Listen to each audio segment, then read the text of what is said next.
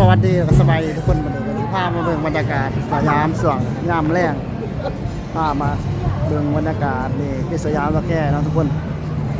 บรรยากาศหลังสงกรานต์เข้าสู่โหมดปกติเนาะคนก็กลับมายางมาเดินสยามเนาะก็บรรยากาศยามแรงทุกคนยางช่วงค่ำมือก็ซีนี่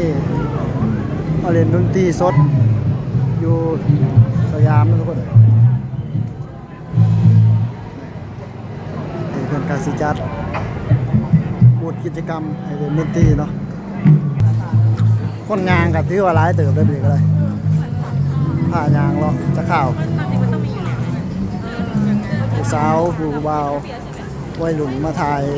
อยู่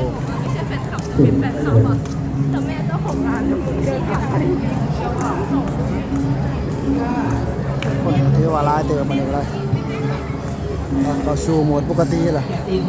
คนมาเที่ยวมายางร้ายเลยมีการจัดกิจกรรมอยู่ทุกคน